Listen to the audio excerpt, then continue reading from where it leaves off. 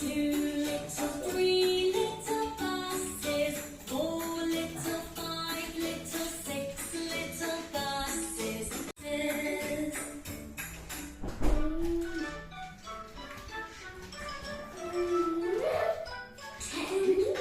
nine, eight, seven, six, five, four, three, two, one.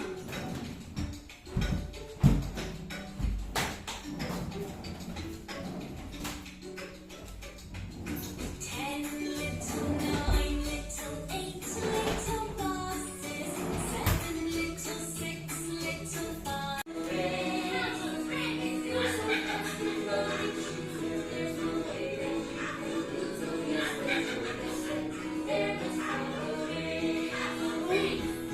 Fast and slow, fast and slow. Move and let's watch them go.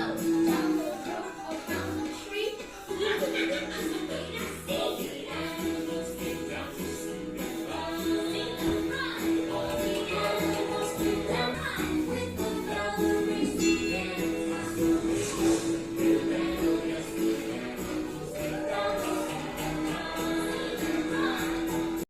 Good day mga ka-dimples. Nandito tayo ngayon sa Kaya Homes, Naik, Cavite. Day 1, ang pagbabalik. Yun, ang pagbabalik ang title kasi dati nating client si Sir a year ago, no? So bago siya mag-abroad or magbarko, pinagawa na sa amin yung itaas nila tsaka yung loob. And then eto, ibang contractor gumawa nito at tsaka yung extension nila sa likod. Sadly, hindi nila masyadong nagustuhan yung performance, yung output nung nakuha nilang contractor. So, nagbabalik loob sila sa atin, guys. Yan. Diba, no? Dating daan, and then balik loob, guys. So, ito yung ginagawa natin sa loob. Nagtitibag tayo ng CR. So, ito yan. Silipin natin yung tinitibag sa loob. So, ito yung ginawa namin last year. Painting works. Saka itong hagdan, guys. So, yan ang ginawa namin. So ngayon, ayun. Okay, so dito sa part na to, maingay na yung machine na ginagamit natin. Kaya ipapaliwanag ko na lang yung nangyayari. So habang tinitibag yung lumang tiles nitong toilet, mapapansin nyo na yung wall na pinagtanggalan ng tiles, maraming hollow sa loob. Air voids yun. Yun yung cause ng kapak. So kapag yung likod ng tiles, walang laman, ang tawag yun ay kapak. Pag puro hangin yung tiles nyo, yan ang dahilan. Wala kasing palaman sa loob. Ayan, ampaw. Kahit hindi Chinese New Year, may ampaw.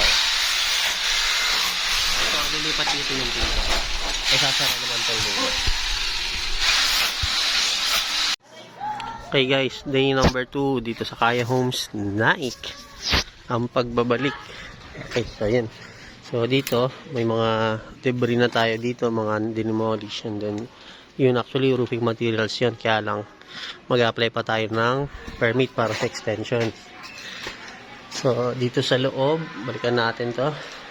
Nag-layout muna ng pangkisame habang dinidemolish to. So tinanggal natin yung pinto rito sa likod and pinapondohan na yung hamba ng CR. So ayan, yung ginawa natin today, nilayout natin yan, nilagay natin sa hulog, nilayout natin siya kasabay ng layout ng tiles. So, nag-markings tayo rito ng ating mga layout para hindi tayo maligaw.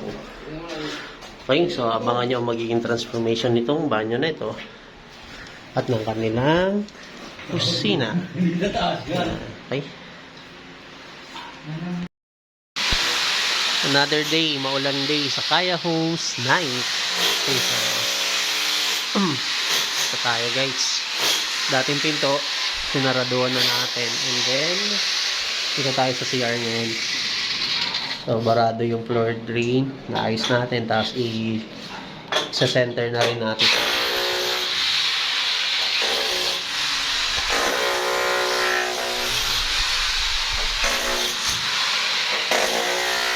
Ito nga ba nangyayari dito sa video na ito? So, dito, nilagyan namin ng recopado yung mga walls kasi painted siya. So, before namin ginawa yun, tinanggal muna namin yung ibang pintura niya, scratch namin, para kumapit yung semento na ikakapit natin doon. Same time, nilagay din namin sa hulog yung walls dahil medyo tabingi siya. Medyo pahiga yung mga walls. So, ang tendency, tabingi yung tiles. Okay, ceiling framing.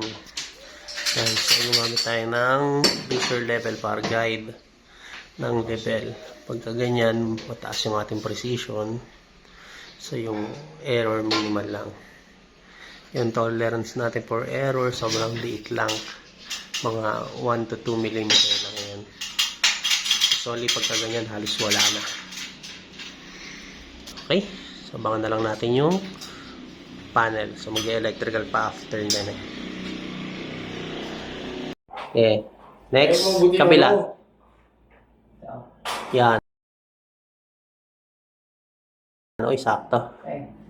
Sunod. Okay, next. Oh, perfect. Wala. Good. Very good. Okay na. Okay, day number 7. Welcome back mga ka-dimples sa Kaya Homes Naik. So, activity natin for today ay ceiling frame. So, naka-steel frame na tayo. Katulad ng dati, naka-laser level ulit yan para flat. And, check natin. Ito nga pala yung hagdan namin last year. So, yan. Ito yung ginawa namin last year, guys. Nandyan sila, ma'am at sir. So, ngayon, level check. Check natin kung naka-align. Uy, aligned. At dun, flat na flat, guys.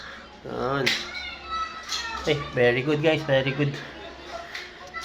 Hindi binantayan. Hindi nanguya ako, eh. Very good. And, sa CR natin, yan, pinapatigas pa natin yung rebocada. Yun, guys. Kapit na yan. So, ginawa natin dyan yung paint. Kinatan muna natin counter para kumapit yung rebocada natin. Yun, so dahil fuel liquid na yan, pwede na ulit palitadahan yan para ma-tiles natin ng maayos. Okay guys, nasa Kaya Homes, Naik-Cavite tayo ulit. And, eto na yung condition niya as of today. Yan. So, nag-fitting na tayo ng TV console. Okay, so may electrical pa yan guys, and then ayusin pa namin yung electrical niyan, yung backing niya para sa kanyang TV and yung background. Okay, dito naman sa kusina, ongoing na rin yung ating yun, makeover. Okay, so ito yung luma guys ng unang contractor, and i-enhance lang natin to ng konti. Then palit kisame na rin to. Yung bubong binago rin namin, so instead na dati kasi magkasalubong yan pag ganun, nakabali, tapos merong gutter dito. Ngayon wala na. Isang slope na lang siya. So, wala na magiging tulo dito. And dito naman, sa ating toilet renovation, ating paborito tol guys, talagang yan. Pasilip muna. Okay. Yan, naka-laser level pa rin tayo para hindi tayo naliligaw. Yan. Okay, so yun, that's all for today muna. Okay, another day po mga ka-dimples. Nandito na naman tayo sa Kaya Homes Naik. Save muna tayo sa project natin. Okay, so nakapagkabit na tayo ng main door. And nakompleta na natin yung ating PVC ceiling. Ayan. So, plain lang yung design niya. Babawin lang natin yan sa ilaw at saka sa iba pang wall decors. Okay.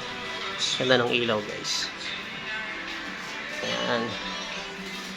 Tapos, nakapag-layout na rin tayo dito sa lababo. Yung kakat natin kasi magpapalit tayo ng lababo and kalan. So, naka-layout na yan. And, ito yung paborito natin ay, oops.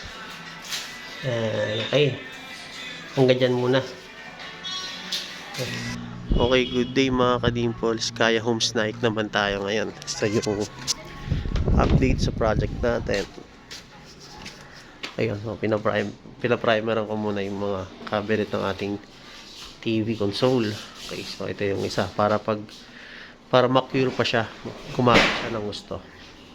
And then, ito yung ating banyo. Okay. Tadaan! Yan, nagagamit na yan ni owner guys. Tapos, ito nakabangan nyo yung ating kitchen renovation. So, ito ay para sa range hood, okay? Yung init ng niluluto mo.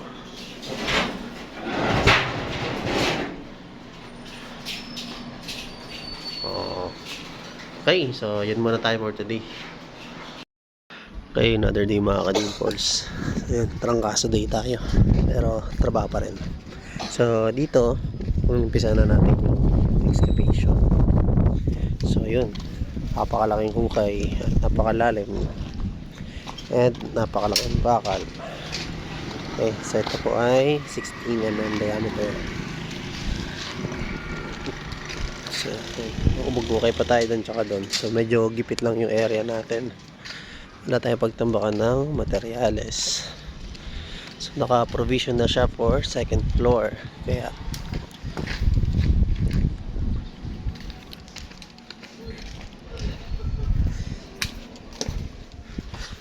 sa loob naman, painting works. Siyempre lang kaso din yung ating pintor kaya hindi nakapasok 2 days na.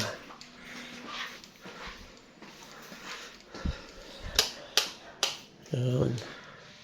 Kitchen. And, siyempre, toilet. Okay. Okay, another day mga ka-dimples. This is Kaya Homes, Naik, Cavite. Located sa Barangay Palangge. Okay. So, dito, extension.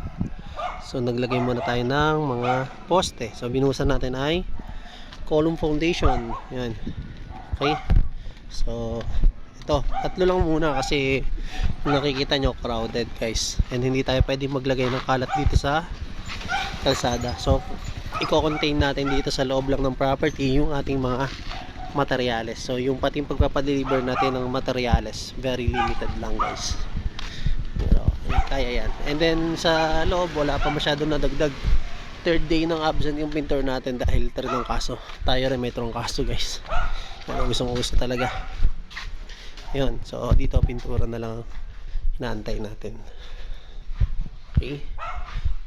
Natingga yung pintura natin dahil sa trangkaso. So, yun. That's all muna for today. Okay, another cloudy day mga ka-dimples. Nandito tayo ngayon sa Kaya Homes, Naik, Cavite. So, kung saan, nakapagtayo na tayo ng mga columns o yung poste. So, etong poste natin ay naka-provision na yan for 2-story or second floor load, no? Yan. So, yan, may beam pa yan dyan sa kasunod. Pero, sa future pa yun. Para sa ngayon, bakod muna at bubong. Okay, so yun, excavation. Yan, so may 3 poste na, 2 poste na lang.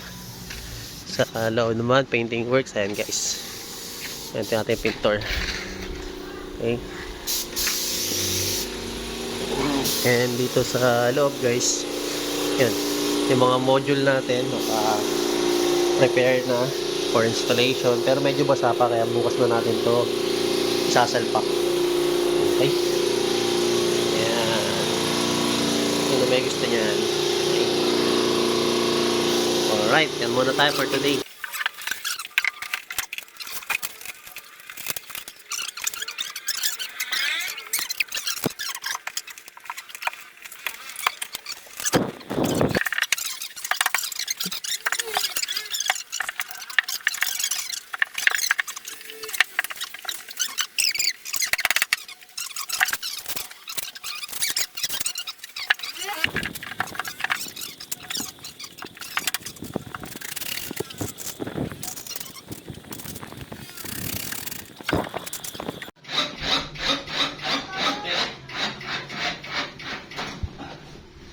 Next.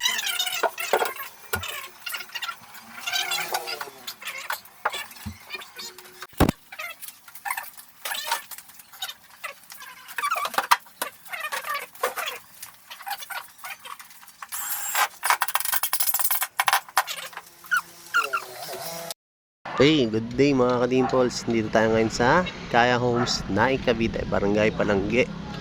So dito, ito yung exterior natin. Extension to guys.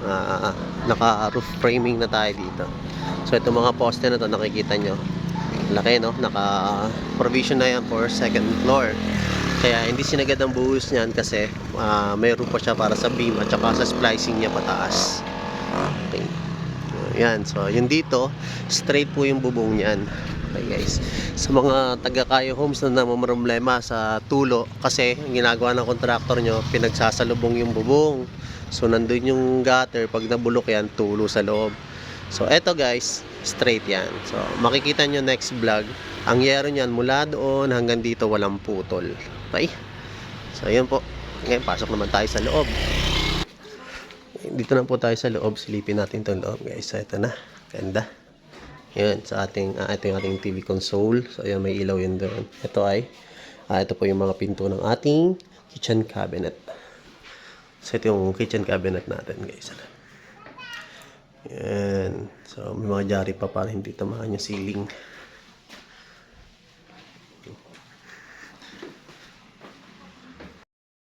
Okay, good day mga ka-dimples. Kaya Homes Naik tayo ulit. So, roofing natin. Ito yung roof framing natin. Patapos na. And sinasabay na rin natin itong fence guys. So according to the restriction ng village, ang maximum height para sa concrete part pag dito sa side na to ay 60 cm, and then yung natitira 1.2 meters para dun sa steel fence na yon or steel grills yon. So dapat see-through yun ang mga requirements niyan. Sa likod kapag firewall, sagad yan guys. Yan. So pwede mong sarado yan kasi for your own privacy, tsaka dun sa kabila din safety na rin yan. So ito susunod na to, then silip tayo sa loob. Okay, so ito na po yung update natin dito sa loob guys. Yan. Okay, ito yung ating TV console. Yun. Okay, so ito yung mga pinto to ng ating cabinet sa kitchen, no? So traditional haspi yung gusto nating client para yan dyan. So ito yan. So pinifinishing na yung ating mga cabinet para pwede nang install yung kanyang mga pinto. Susunod na natin under cabinet. Okay, so that's all for today muna dito sa Kaya Homes Naik. Good afternoon mga ka-dimples. This is Kaya Homes Naik.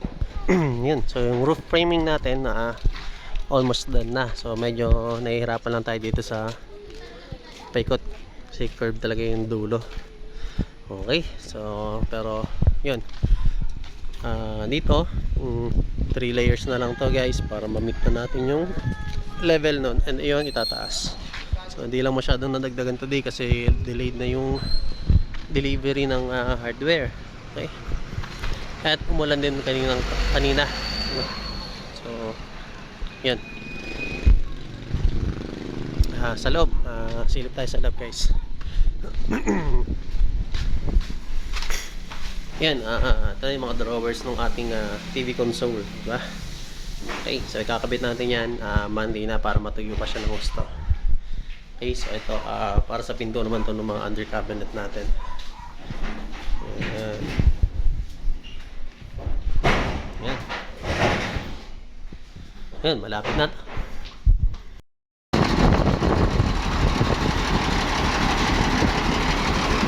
Okay guys, nandito tayo ngayon sa Kaya Homes Naik. So delivery tsaka hauling tayo ng mga lupa.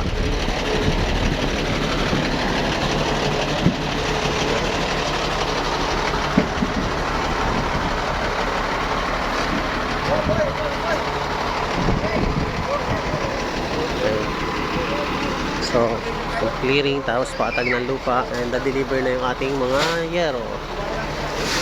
Yan. Yan, isang diretso yan, wala yung putol.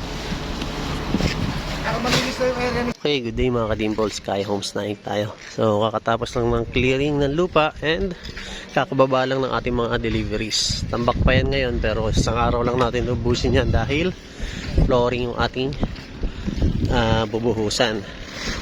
So, yun. Isang diretso yan mula dito hanggang doon sa pinakadulo sa taas. So yan, delivered din na rin yung ating yero. Kaya guaranteed na walang tulo dahil walang putol. Yan. So yan. Sa mga nagtatanong, that is 8 meters po yung haba ng yero na yan. Wala yung putol dahil dito siya ikakabit. Yan. Mula po doon hanggang dito, diretso yun. Okay, so roofing natin guys. Nakabit muna tayo ng gutter today and additional support. Yan. So, all sets na. Bukas, mag-akit na kami ng yero. Okay.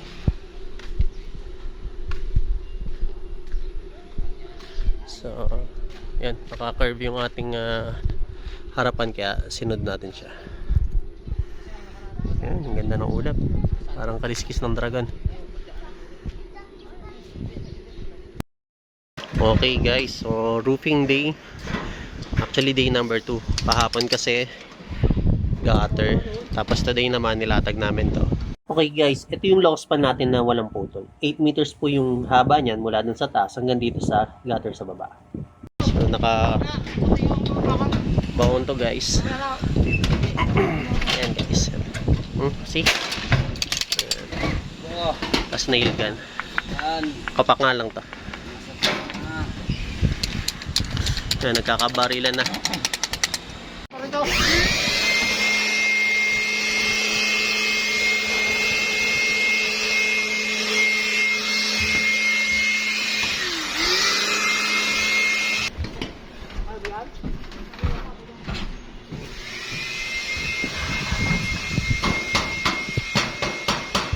Hey, good day mga ka-dimples. Kaya Homes Naik tayo. Roofing project. Ito yung extension natin. Papalitan pa tong kabila. Ito yung luma eh. So kita naman yung difference ng yero nun. Manipis. Tapos lagi may tulo kaya papalitan na. Ito naman yung ating bagong kabit. Okay. Ayan. Linis, diba? Yan, tapos kita nyo yung cupping natin kahit upuan, napakan, hindi na yuyupi yan dahil sakto siya dun sa firewall natin. Yan. Tingnan natin difference.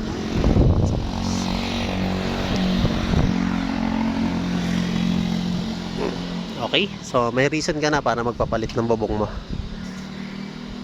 Okay, so ito naman yung tsura ng roofing natin dito sa ilalim. So as usual, meron tayo ditong roof insulation foam, heat insulation foam, okay, or thermal insulation foam. Basta ang purpose niya, ma-deflect niya yung init, so hindi siya tatagos. Yung init niya hanggang dun lang sa yero. So kahit na tirik na yung araw, mahahawakan mo yung ilalim niyan nang hindi ka napapasok sa init ng araw. Hello mga ka-dimples, Kaya Homes Naik po tayo. Buhos day. So dumating na yung araw nung pagbubuhos namin. Kaya yung aming cement mixer, hindi nala namin dito sa Kaya Homes at pinasok na namin doon sa mismong garahe kung saan tayo magbubuhos. So dito, pinaprepare pa natin yung ating flooring. Pinadadagdagan ko ng mga gravel bedding kasi medyo kita ko pa yung lupa.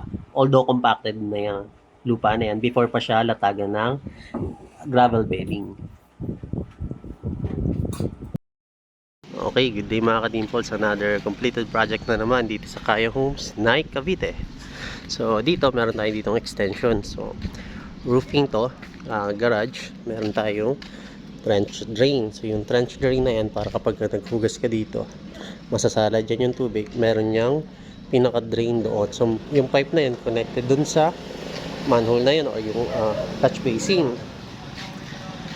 Yan. So yung roofing natin is with heat insulation or thermal insulation foam. Corner lot yung lote na sir dito sa kaya maluwag. Yung poste niya, lalaki. Yan. Kasi napag-usapan namin na gagamitin na niya yan para sa second floor niya pag second floor na siya. So, yan. So yun dun sa part na yun, ihahabol pa namin yung panlagay dyan kasi pinapatupi pa namin pero tapos na kami dito. Yun na lang ihahabol namin. Yan, tignan natin mabuti yung gutter. Yan. Okay, so dito sa ibabaw kung mapapansin nyo, nag-board up lang kami rito. Yan, so fiber cement board yan, tapos yung likod naka smooth finish dahil yung taas naman although naka-wrap siya, naka-waterproof yan. So iwa-waterproof namin tong area na to. Kasama din sa napag-usapan namin ni owner na total yan na lang naman yung naiiwan. So yan na lang babalikan namin for waterproofing. Yung water tank nila nandun sa babaw. Yung bubong niyan, mula dito hanggang dun sa dulo. Total of 8 meters, wala pong putol yun. So, fabricated kasi yung roofing natin galing sa planta. And makakapal yung yero natin. Pati dito sa mga bended accessories natin, katulad ng gutter, maganda yung mga pagkakatupi. Yun. So, makikita mo yung pagmamahal sa trabaho. At makikita mong sulit yung pera mo. So, dito, pinalitan din natin ng yero to. Although gawa to ng ibang contractor nung una, pinalitan lang natin yung yero tsaka gutter.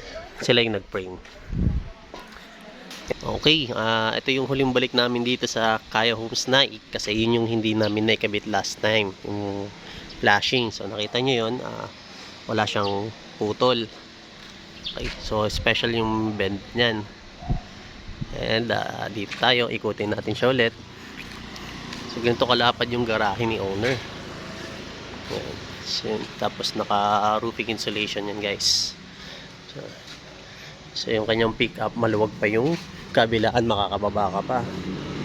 And then dito sa side, pinakpan muna nila kasi pagbalik ulit ni sir galing sa trabaho niya, mga 6 months siguro yun, pabalik tayo para naman pagpatuloy ulit yung ipapagawa naman ni sir. So itong likod, pinaka waterproof na natin to para sure na wala talagang tatagusan yung tubig. Okay, so dito try natin silipin yung ibabaw kung masisilip natin sa side na to. So yun yung roofing nila dito sa ibabaw. So nakita nyo yun, wala pang putol yan. Mula doon sa pinakatuktok hanggang dyan sa gutter, walang putol yan, straight. So change tayo ng camera view. Ayan, para ma-zoom natin yung yun po yung ibabaw. Walang dugtungan.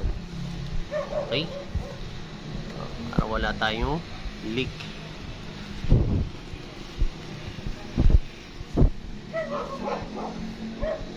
So yun muna mga ka-dimples, maraming salamat. And eto na, sa loob, ready na kayo. Ito ay solid door. So yung dating pinto dyan, flash door lang yun guys.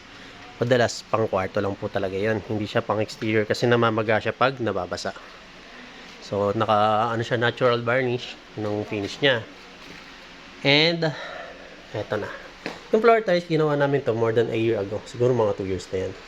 Kami din ang gumawa niyan. Kami unang contractor nila. Ito yung ceiling. Yan. PVC ceiling po yan. Na meron siyang PVC cornisa. Color white yung cornisa niya. Yan. Ang paint nito, fully white. So, off-white family. And ito yung ating TV rack. TV console. Yan. 55-inch yung kanilang TV. See? Yan. And dito tayo. Next namin ginawa dito ay ang ceiling ng kusina, kitchen cabinet. Yan. Originally yung kusina nila hanggang doon lang. Yan. Kaya may poste yun dyan. Kasi hanggang dyan yung original yan. Ginawa nung kanilang second contractor pagkatapos namin. Bali, third contractor na ulit kami. Kami yung nauna, tapos may pangalawa, tapos kami ulit yung pangatlo. Bumalik lang sa amin si sir. So, yung kitchen natin, merong range hood, merong cooktop, and meron niyang stainless pull-outs at utensil rack or utensil drawers. Ito yun. Yan. Lagay ng kutsilyo, kutsara, tinidor, kutsara. Tapos sa baba, second layer naman, pang baso. Third layer, pang plato. And yung ilalim, open lang para sa mga malalaking gamit nyo. Yan. So, nabubuksan to. Yan. Okay. And eto po, drawer to. Malaking drawer. Kasi, para sa gasol mo. Okay. So, natatanggal yan. Yan. Para pag umorder ka, hindi ka mahirapang maglabas ng gasol mo. Hindi mo kailangan persin yung sarili mo yumuko para buhatin yung napakabigat na gasol. Yan. Imagine, 12 kilos yan.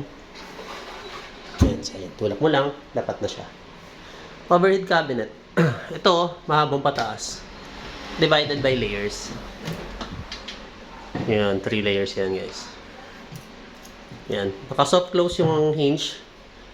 And then, ito yung ibabaw ng range hood. Yan. So, gumagana yung range hood natin, guys. Yun. Para ma-maximize yung space, yan, naglagay pa rin tayo ng division tsaka layers.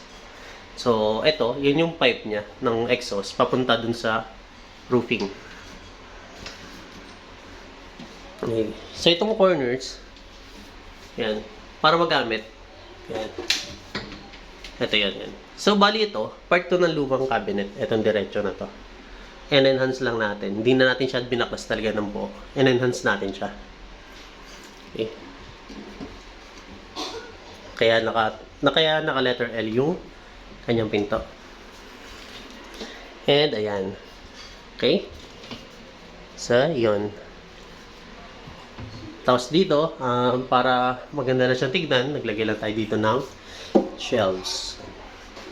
Pwede yung i-upgrade ni sir, pwede palagyan ng salamin. Okay. So, ngayon, ang susunod natin ay banyo. Hello! Yan.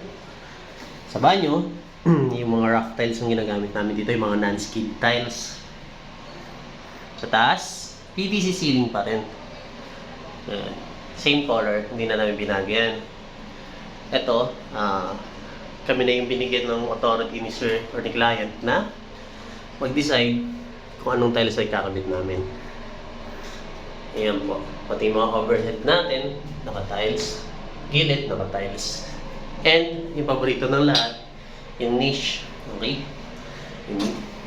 Tapos sa shower installation, etong mga accessories na to, fixtures. Okay. Fixtures pang tawag dito sa set to mga to. Yan. Yan mga yan. Puro fixtures po yan. Okay. So, yan. Nga pala, yung floor drain natin, yung pahaba. Nababaliktad yan guys. Pag binaliktad mo yung takip na yun, stainless naman siya. And tabo. Nagkaroon ng tabo kasi medyo marumi yun. So, ipa-flashing namin. Nabarahan na yung filter niya. Yan. So, yan. All goods. At, yan na po ang full renovation namin dito sa Kaya Homes, Naik, Cavite. Buksan natin yung LED. May LED nga pa pula ito. Unti ko nang makakalimutan. Demo natin. Push to open. See? Lahat po yan. Yan. See? Yan. Yan. Maglalak mo, push mo lang din. May yan. Yan. Okay? Paglalak mo, tulak mo lang.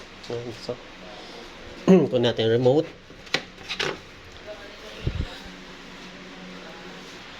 So, yan guys. Nabuhay na natin yung LED. Yan. So, kita nyo. Meron siyang shadow. So, meron siyang LED dyan sa likod. Yan. So, 55-inch TV yan. And yun. May ilaw din siya pati dun sa ilalim. Hindi lang natin masyadong makita ngayon kasi maliwanag. Yan. Pero sana may chance tayong makapag picture nito ng gabi. Okay. So, yun muna ang ating full renovation dito sa RK Fernandez Construction Services. Ito pang inyong Kadimpols. Paalam! Okay, so matapos po yung naging turnover namin araw ng Sabado. Ngayon, bumalik kami ng Linggo. Ito yung kinabukasan, nakapaglinis na rin si la owner based dun sa linis na gusto nila. And sanama ko dito yung aking uniko iho. And kita niyo, tuwan-tuwa po siya. Lalaro po siya dito sa loob. Ito na yung itsura ng bahay na ginagamit ng mismo ng owner. So, nagpapasalamat tayo kay owner sa pagbibigay niya sa atin ng another chance para mag-shoot ulit itong kanyang bahay. So, pasalamatan po natin si owner dahil sinashare niya ito sa atin.